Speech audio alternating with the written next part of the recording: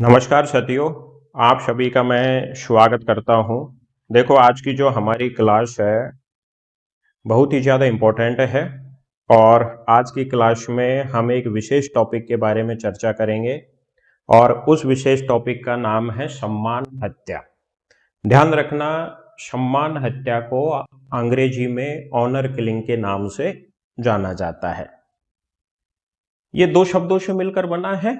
एक तरफ ऑनर हो गया जिसे हम सम्मान कहते हैं, दूसरी तरफ किलिंग हो गया या हम इसे मर्डर भी कह सकते हैं।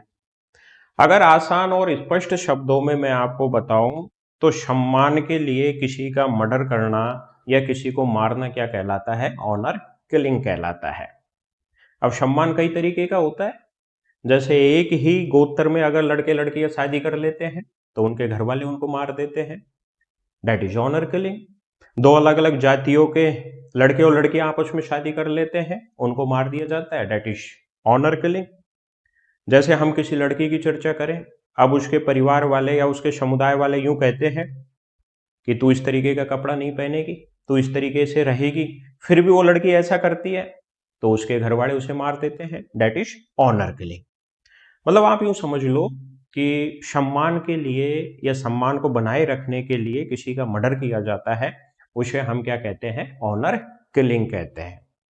बहुत ही संवेदनशील टॉपिक है और आजकल जो सम्मान हत्या सबसे ज्यादा जिस मुद्दे को लेकर की जा रही है ना, वो धर्म का मुद्दा है।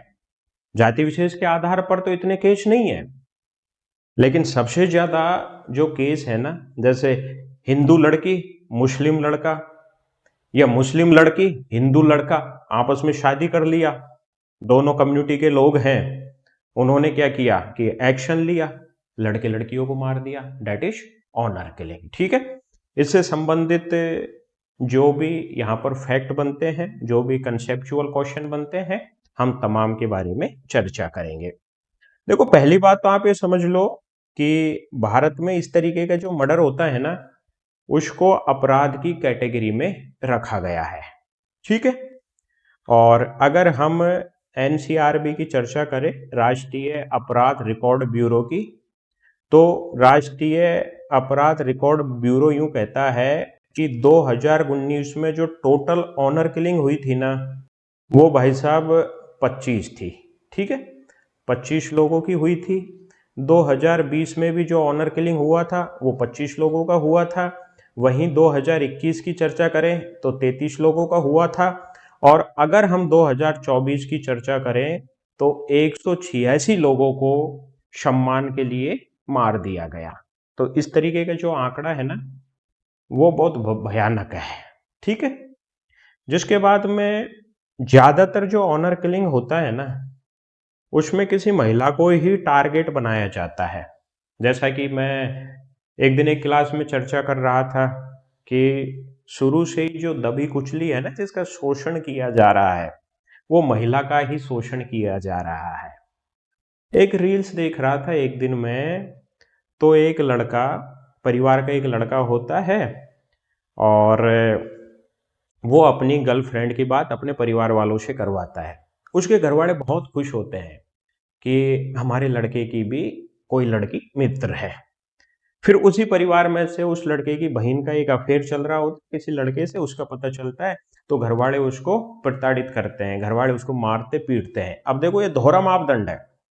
लड़के ने अगर किसी लड़की को दोस्त बनाया, घर वाले खुश हुए, लेकिन उनकी लड़की ने किसी लड़के को दोस्त बनाया तो घर वालों ने उन्हें प्रताड़ित किया। तो ज्यादातर जो टारगेट किया जाता है ना, वो महिलाओं को ही किया जाता है। ऐसे कपड़े पहनेगी, इस तरीके से रहेगी, इससे बात नहीं करेगी, ऐसे नहीं कर सकती, ये करना है, ये नहीं करना है। सब कुछ जितने भी नियम होते हैं ना, मैक्सिमम नियम लड़कियां या फीमेल्स पे ही होते हैं। इसीलिए ऑनर में या ऑनर किलिंग में जो टारगेट किया जाता है ना, वो महिलाओं को ही किया जाता है। ठीक है, एक संगठन है United nation population fund, UNFPA, है ना, इसने चिंता व्यक्त की है। उस टाइम इस तरीके के केस खूब बढ़ गए थे 18, 19, 20 में, जब खाप पंचायतों का बहुत ज्यादा दबदबा था। एक शब्द निकल कर आता है, खाप पंचायत, है ना। साथियों, ये जो ज्यादातर जो खाप पंचायतें हैं ना, वो हरियाणा में बहुत सक्रिय है। अगर मैं यूपी की चर्चा करें तो मेरठ के आसपास भी खाप पंचायतें हैं, वो बहुत ज़्यादा सक्रिय है। हमारे राजस्थान में भी खाप पंचायतें बहुत ज़्यादा सक्रिय है। अब ये अलग अलग खाप होती है, 5-5 गांवों की खाप हो सकती है, या इससे और बड़ा रूप हो सकता है, 25 गांवों की खाप हो सकती है, या इससे ज़्यादा और बड़ा रूप हो सकता है। मतलब इस तरीके का कोई वाक्य होता है तो 5 गांव, 25 गांव या उससे ज्यादा गांवों के लोग इकट्ठा होते हैं और अपने स्तर पर कानून को नजरअंदाज करते हुए लड़के लड़की या सम्मान को जिसने ठेस पहुंचाई है ना, उनके अनुसार अपने स्तर पर दंड देते हैं। तो खाप पंचायत उस टाइम बहुत सक्रिय हो गई थी। इस पर फिल्म भी बनी हुई है। तब ये यूनाइटेड नेशन पॉपुलेशन फंड इसने चिंता व्यक्त की थी कि ऑनर किलिंग के लिए भारत में अलग कानून बनाने की आवश्यकता है। ठीक है। फिर जिसके बाद में, हाँ, ये बहुत इंपॉर्टेंट है, ये प्रश्न पूछा गया है। ठीक है। जो शक्ति वाहिनी है ना, शक्ति वाहिनी एक एनजीओ है, गैर सरकारी संगठन है शक्ति वाहिनी। और शक्ति वाहिनी एनजीओ ने 2018 में सुप्रीम कोर्ट में एक याचिका दायर की थी। ठीक है ना। और ये जो शक्ति वाहिनी एनजीओ है ना, इसका प्रमुख मुद्दा यही था कि ऑनर किलिंग को लेकर भारत में कठोर कानून बनाने की आवश्यकता है। तो ये बहुत इंपॉर्टेंट है। प्रश्न इस तरीके से पूछा जा सकता है कि शक्ति वाहिनी केस का ताल्लुकात किससे है? ऑनर किलिंग से जुड़ा हुआ मामला है। 2018 में इन्होंने सुप्रीम कोर्ट में एक याचिका दायर की थी। ठीक है। और ये जो याचिका है ना, ये अनुच्छेद 32 के तहत दायर की थी। ठीक है। मतलब जब उस टाइम खाप पंचायतें बहुत ज़्यादा सक्रिय हो रही थी, तो ये एनजीओ ने कहा कि इस तरीके की जो खाप पंचायतें हैं ना, इनके द्वारा जो भी फैसले सुनाए जाते हैं वो स्वीकार नहीं होने चाहिए, है ना। कानून को इसमें संज्ञान लेने की आवश्यकता है। ठीक है। हाँ, यहाँ पर ये आ गया फैक्ट कि जो समान गोत्र में शादी करते हैं ना, गोत्र से रिलेटेड जो किलिंग होते हैं वो केवल 30% है, जबकि जो 97% मामले होते हैं ना, वो भाई साहब जाति आधारित होते हैं और जाति को टारगेट मानकर किसी को प्रताड़ित किया जाता है या किसी का मर्डर कर दिया जाता है। हिंदू विवाह अधिनियम 1955 में बना था, उसकी धारा 5। ठीक है। हिंदू विवाह अधिनियम 1955 की धारा 5 के अंतर्गत एक समान गोत्र में शादी नहीं कर सकते। अगर हम इरावती कर्वे की चर्चा करें तो मैडम इरावती कर्वे ने 4 कुल का नियम दिया था। ठीक है ना। 4 कुल नियम दिया था। तो एक तो मैडम यूं कहती है कि कोई भी लड़का है ना, वो अपने शिवम के गोत्र की लड़की से शादी नहीं कर सकता। ठीक है ना। शिवम का या पिता का गोत्र या दादा का गोत्र है ना, उससे शादी नहीं कर सकता। एक कोई भी लड़का है वो अपने माँ के गोत्र की लड़की से शादी नहीं कर सकता। कोई भी लड़का है वो अपने दादी के गोत्र की लड़की से शादी नहीं कर सकता। और कोई भी लड़का है ना, वो अपने नानी के गोत्र की लड़की से शादी नहीं कर सकता। और ये जो चारों के चारों नियम है ना, 4 कुल का नियम है, kinship organisation in India, Bharat में नातेदारी संगठन, ये मैडम की किताब है, भारत में नातेदारी संगठन। ठीक है ना। और भारत में नातेदारी व्यवस्था को मैडम ने 4 भागों में बांटा है, उत्तर, दक्षिण, पूर्व और मध्य क्षेत्र। ठीक है ना। सबसे पहला क्षेत्र है उत्तर, दूसरा क्षेत्र है दक्षिण, और तीसरा क्षेत्र है पूर्व क्षेत्र, लेकिन पश्चिम नहीं है, है ना। जो चौथा क्षेत्र है ना, वो है भाई साहब मध्य क्षेत्र। ये जो 4 कुल का नियम है ना, हमारे यहाँ भी चलते हैं। ये लड़के पक्ष पे भी लागू होता है, लड़के पक्ष पे भी, दोनों पे लागू होता है। अगर लड़की है तो अपने शिवम के गोत्र के लड़के से शादी नहीं कर सकती, अपनी माँ के गोत्र के लड़के से शादी नहीं कर सकती, अपने दादी के गोत्र के लड़के से शादी नहीं कर सकती। हाँ, हमारे यहाँ नानी के गोत्र को, नानी को तो कानी कर दिया जाता है। कानी का मतलब है कि इग्नोर कर दिया जाता है, जैसे, लेकिन वो इग्नोर तभी करते हैं जब वो गोत्र है ना, वो डायरेक्ट नहीं टकराना चाहिए। यानी जैसे मान लेते हैं कि कोई लड़का है और उसके नानी का गोत्र है ना वो ए है। ठीक है ना। अब यहां पर जो सामने वाला पक्ष है ना, उसके नानी का गोत्र ए नहीं होना चाहिए। एक तो कंडीशन ये है। दूसरी कंडीशन ये है कि दोनों पक्षों में से अगर किसी की नानी जीवित नहीं है, एक पक्ष की नानी मर गई है, तब भी चलेगा, लेकिन ये 3 गोत्र है ना, ये तो फॉलो करने ही पड़ेंगे। आ गए समझ में? ठीक है। यहां पर सुप्रीम कोर्ट ने भी एक बात कही है कि भाई जब दो बालिग हैं, एडल्ट लड़के लड़कियां हैं, तो तीसरे व्यक्ति को हस्तक्षेप करने का कोई अधिकार नहीं। ठीक है। जिसके बाद में, हाँ ये बहुत इंपॉर्टेंट है, जैसे शक्ति वाहिनी वाला मैंने मामला बताया ना, वैसे ही एक केस हुआ था कृष्णा मास्टर मामला। ठीक है ना। जिसके बाद में दूसरा केस हुआ था लता सिंह मामला। ये प्रश्न पूछा जा सकता है, शक्ति वाहिनी, कृष्णा मास्टर और लता सिंह, इनका ताल्लुकात ऑनर किलिंग से है। ठीक है ना। ये कृष्णा मास्टर वाला जो केस है ना, ये उत्तर प्रदेश का मामला है, और फर्रुखाबाद जिले में एक गांव है जिसका नाम है लखनपुर। ठीक है ना। उसमें एक मास्टर होता है, और उस मास्टर का नाम होता है कृष्णा मास्टर, है ना। उसकी बेटी होती है सोनतारा। ठीक है। एक दूसरा पक्ष होता है जिसका नाम होता है जब्बूलाल, और जब्बूलाल का जो पुत्र होता है वो होता है अमर सिंह। तो भाई साहब ऐसा माना जाता है कि अमर सिंह है ना, जो जब्बू का होता है, वो कृष्णा मास्टर की लड़की सोनतारा को भगा के ले जाता है। मतलब इनका मानना है भगा के ले जाता है, फिर इसमें मर्डर वर्डर हो गए। तो इस तरीके से ये मामला है ना जो कोर्ट में चला था, और इसमें उम्र कैद की सजा हुई थी। ठीक है। आप तो ये मत याद करना सोनतारा, अमर सिंह, झब्बू, कृष्णा मास्टर, केवल इतना याद कर लेना कृष्णा मास्टर मामला किससे जुड़ा है, ऑनर किलिंग से। उसी तरीके से लता सिंह वाला मामला ये भी यूपी का है ना।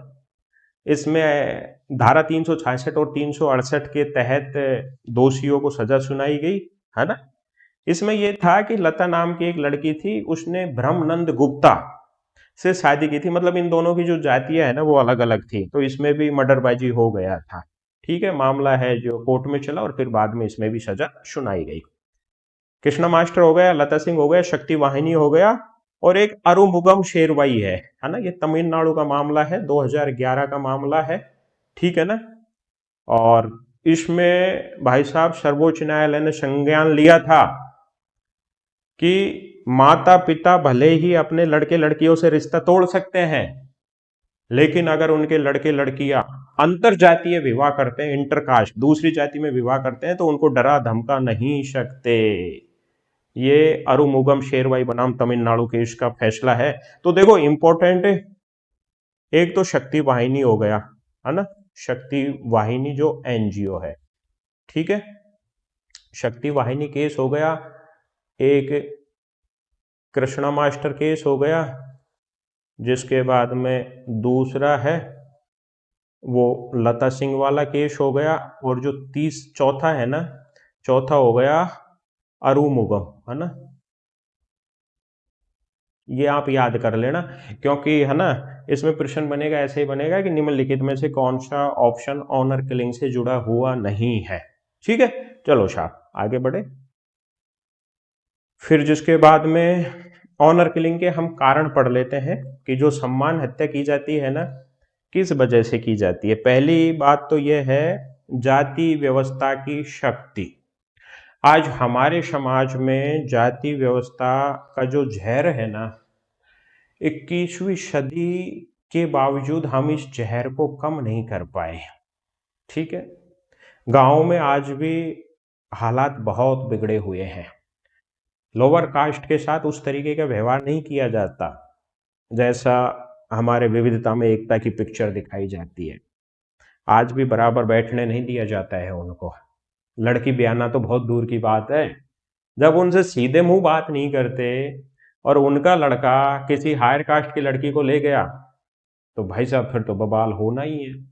तो ये जाति व्यवस्था है ना, ये भी ऑनर किलिंग के लिए प्रमुख कारण माना जाता है। एक प्रशासन का अभाव है, औपचारिक शासन और कानूनी ढांचे का अभाव है। इस तरीके के केस हो जाते हैं ना, तो पुलिस भी कम इंटरेस्ट दिखाती है। ठीक है। एक निरक्षरता और अनभिज्ञता। ठीक है। शिक्षा की कमी, अवेयरनेस की कमी, कानूनों की जानकारी है नहीं, तो संरक्षण ले नहीं पाते लोग। ठीक है ना। तो इसीलिए शिकार होते हैं। एक प्रेम विवाह, ये चलन खूब चल रहा है। परिवार की इच्छाओं के विरुद्ध जाकर अगर कोई लव मैरिज करता है तो संभावना बढ़ जाती है ऑनर किलिंग की, है ना। एक अंतरजातीय या एक ही गोत्र में विवाह करना, अपनी जाति से बाहर विवाह करना या अपने गोत्र में विवाह करना, ये भी ऑनर किलिंग का प्रमुख कारण है, जिसमें धर्म को प्रमुख रूप से सर्वोपरि माना जाता है। ठीक है ना। इसमें जो धर्म है वो मैंने आपको बताया भी था कि धर्म से जुड़े हुए जो किलिंग है ना वो 97% है, जबकि जो 3% है ना वो तो गोत्र से जुड़े हुए ही है। एक परिवार किसी विवाह को करने से मना कर रहा है, परिवार को पसंद नहीं है, कोई लड़का या लड़की पसंद नहीं है, लेकिन फिर भी कर रहे हैं तो मार दिया जाता है। हाँ, वस्त्र संहिता का उल्लंघन, ड्रेस कोड का उल्लंघन करना अपेक्षा की जाती है, चाहे वो लड़के से अपेक्षा करें या लड़की से अपेक्षा करें। ठीक है ना, फिर भी वो ऐसा कर रही है, मतलब मार देते हैं। ठीक है। यौन संबंधों का उल्लंघन विवाह से पहले या विवाह के बाद में। पता है कि इस तरीके से टारगेट है ना, वही बात है, फीमेल को ही बनाया जाता है। मैं पहचान छुपाना चाहता हूं और एक वाक्य मुझे बताया गया। वाक्य ये था कि किसी की शादी होती है 2024 में, है ना। किसी की शादी होती है 2024 में और उनके रिश्ते 5-6 साल पहले किसी से थे। अब फिर वो शादी के बाद में उसके पति को पता चल जाता है, उसको वो बात चुभती है।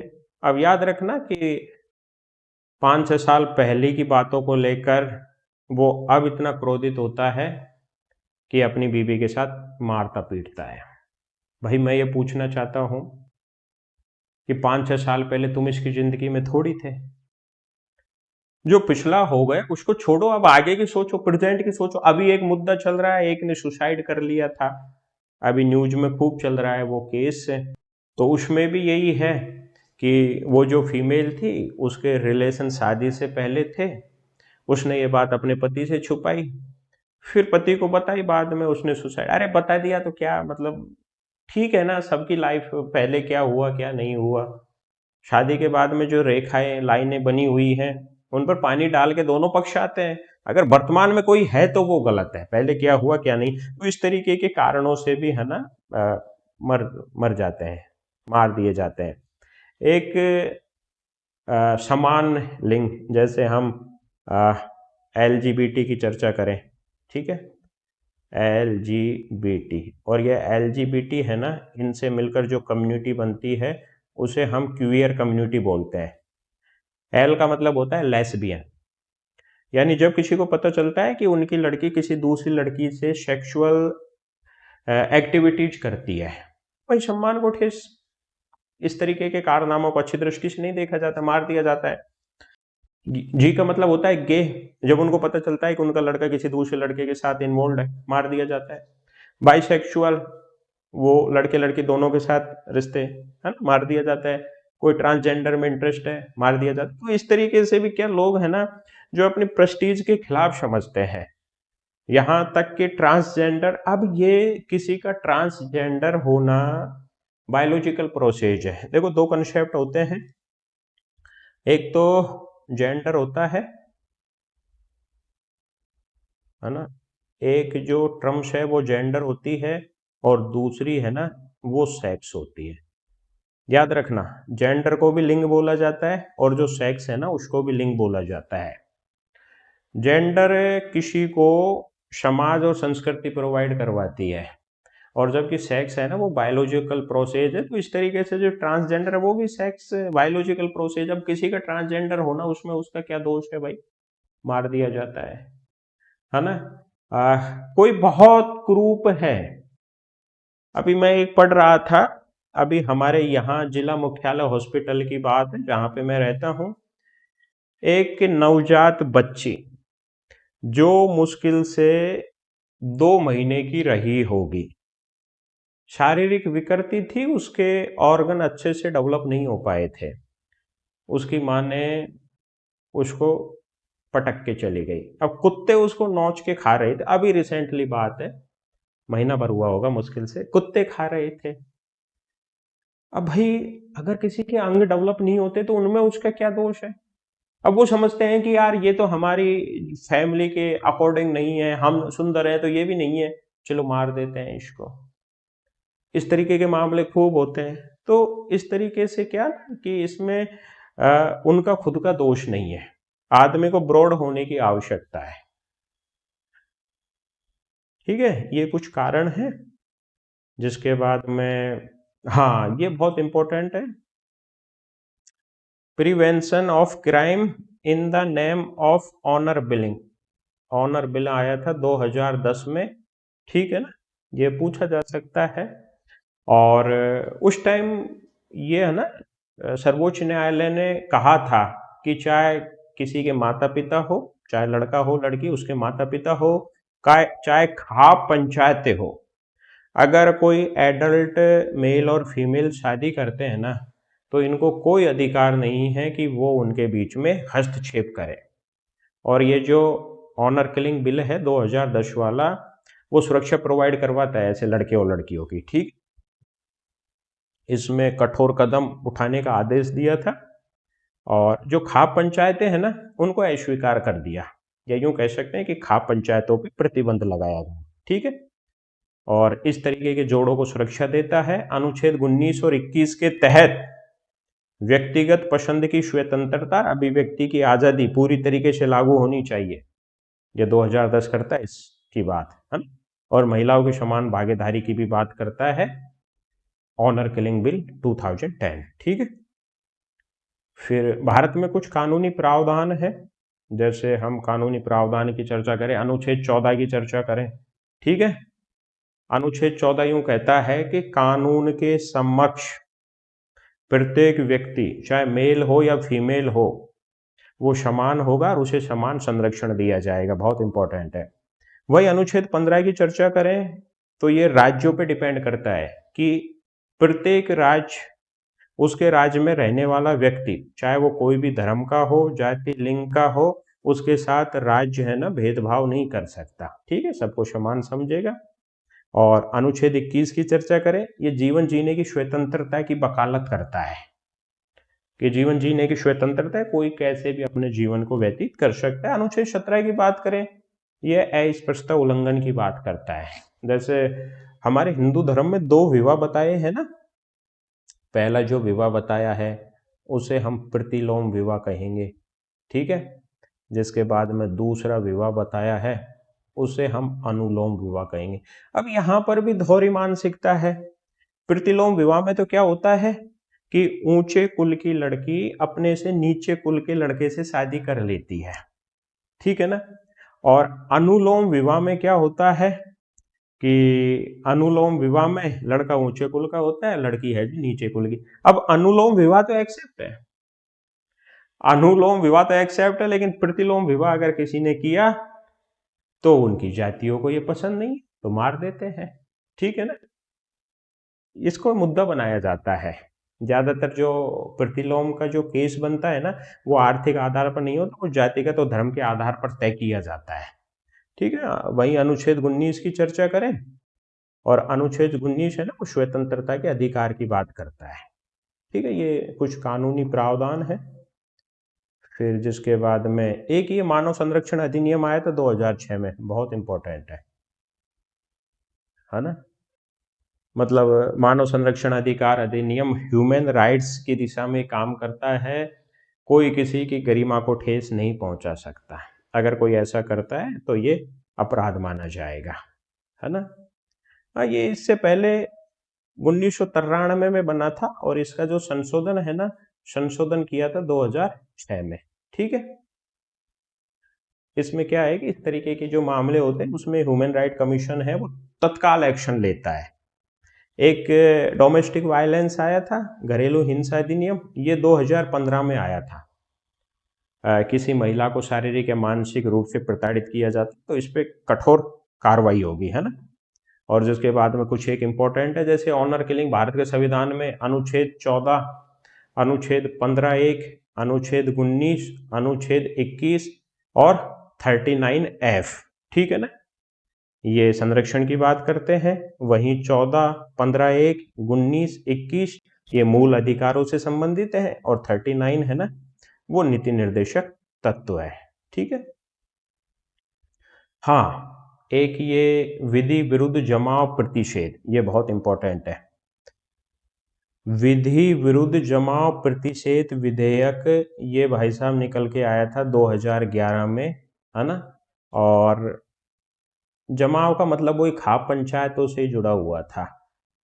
इसने रोक लगाई थी कि नियम के विरुद्ध अगर कहीं जमावड़ा होता है, लोग इकट्ठा होते हैं, पंचायत के नाम पर फैसला सुनाते हैं, तो उस पर कानूनी कार्रवाई की जाएगी। ठीक है। और ऑनर किलिंग के कुछ प्रभाव हैं कि इसके क्या प्रभाव पड़ते हैं। एक तो समाज में अपराध को बढ़ावा मिलता है, नो डाउट मिलता है, ठीक है ना।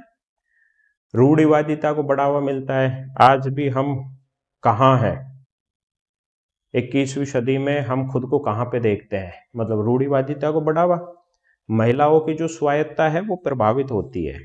आखिर पुरुष सब कुछ कर सकता है तो महिलाएं क्यों नहीं कर सकती।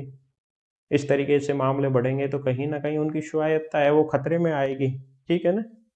लेकिन हाल ही के दिनों में कुछ इस तरीके की घटनाएं होने लग गई कि जिनकी वजह से पुरुष, जैसे महिला आयोग होते हैं ना, उसी तरीके से पुरुष आयोग की भी मांग उठने लग गई। अब एक मामला हुआ था कि जिसमें एक फीमेल ने अपने पुरुष मित्र के साथ मिलकर अपने पति को मार दिया और उसके टुकड़े करके ड्राम में डाला, सीमेंट का घोल डाला, और मतलब बहुत सारी गलत चीजें हुई। जिसके बाद में एक दूसरी महिला जिसने अपने पुरुष मित्र के साथ अपने पति को मारा कट्टे में बांध के, और वो घूम रहे हैं, सीसीटीवी कैमरे में कैद हो गए। ठीक है ना। इससे पहले एक मुद्दा हुआ था इंजीनियर वाला, जिसने भी सुसाइड कर लिया था, इंजीनियर ने भी। उसने अपनी महिला के ऊपर बहुत सारे आरोप लगाए थे कि मेरी पत्नी है जो मुझे टॉर्चर करती है, मेरे से ऐसा ऐसा करवाती है, तो उसने मर गया था वो। जिसके बाद अभी मैं थोड़ी देर पहले जिक्र कर रहा था, तो दोनों पक्ष दोषी है ना, दोषी दोनों पक्ष है। ठीक है। फिर जिसके बाद में प्रेम, करुणा, सहनशीलता के अभाव में वृद्धि होती है। ठीक है ना, इस तरीके की चीजें घटती है। जातीय कट्टरता में वृद्धि होती है। जो जातीय पंचायत है ना, वो सुदृढ़ होती है इस तरीके से फैसले से। सामाजिक अराजकता है, उसको भी बढ़ावा मिलता है। नस्लीय एवं रंग भेदभाव को बढ़ावा मिलता है। हाँ, रंग के आधार पर भी इस तरीके की चीजें होती है। ठीक है ना। और राष्ट्रीय एकता व आपसी सहयोग है, वो क्या होता है, प्रभावित होता है। तो कॉमन चीजें हैं जो आप सभी जानते हो। ये लो साहब, आपकी जो क्लास है वो कंप्लीट हो जाती है। जो इम्पोर्टेंट है ना इसमें, वो मैं आपको बता देता हूँ। एक तो ये सबसे ज्यादा इम्पोर्टेंट है, विधि विरुद्ध जमाव का प्रतिषेध विधेयक। ये कब आया था? 2011 में आया था। ये खाप पंचायतों के ऊपर था कि इस तरीके का फैसला नहीं सुना सकती। ठीक है। जिसके बाद में ये सारे के सारे अनुच्छेद हैं, ये इससे जुड़े हुए हैं, आप याद कर लेना। एक ये आया था मानव अधिकार संरक्षण संशोधन अधिनियम, ये 2006 का है संशोधन, है ना। और इससे पहले ये जो अधिनियम बना था ना, ये 1993 में बना था, इसमें संशोधन हुआ था 2006 में। ठीक है। ह्यूमन जो ह्यूमन राइट कमीशन है जो इसमें एक्शन लेता है, एक इसको याद कर लेना। अनुच्छेद 14, 15, 21, 17 और 19, इन सब को याद करना है। ठीक है। हाँ, ये बहुत इंपॉर्टेंट है, चूंकि हमारी जो क्लास है वो ऑनर किलिंग से जुड़ी हुई है। Prevention of crime in the name of honour killing 2010 का, इसको याद करना है। ठीक। फिर जिसके बाद में लता सिंह, कृष्णा मास्टर, शक्ति वाहिनी, वो भी याद करना है। ये कॉमन चीजें हैं जो आप सभी जानते हो। और हाँ, अरुमुगम शेरवाई बनाम तमिलनाडु, ये 2011 का मामला है। जिसके बाद में लता सिंह बनाम उत्तर प्रदेश सरकार, ये भी ऑनर किलिंग से जुड़ा हुआ है। कृष्णा मास्टर मामला, ये भी ऑनर किलिंग से जुड़ा हुआ है। और जिसके बाद में शक्ति वाहिनी केस 2018 का, ये भी ऑनर किलिंग से जुड़ा हुआ है। और हिंदू विवाह अधिनियम 1955 की धारा 5 में एक गोत्र में शादी नहीं कर सकते। ठीक है। ये लीजिए साहब, ये कोई ज़्यादा इंपॉर्टेंट नहीं है कि 2019 में टोटल 25 मर्डर, 20 में 25, 21 में 33 और 24 में 106, है ना। ये कोई इंपॉर्टेंट नहीं है। ये लीजिए दोस्तों, क्लास बनाने के लिए बहुत मशक्क़त करनी पड़ती है ना? अच्छे से पढ़ा करें और देखो हम दोनों चीज़ें है ना साथ-साथ लेकर चलते हैं। मेरी ये कोशिश रहती है कि पहले मैं कंसेप्ट क्लियर करवाऊँ। अब इसमें तो कंसेप्ट में कारण, प्रभाव, ठीक है, इस तरीके की चीज़ें तो हम सभी जानते हैं, लेकिन फैक्ट भी साथ-साथ होने चाहिए, ठीक है? बाकी अच्छे से पढ़ें। मेरी शुभकामना है, माँ शारदा आपकी प्रत्येक मनोकामना पूर्ण करें। Thank you.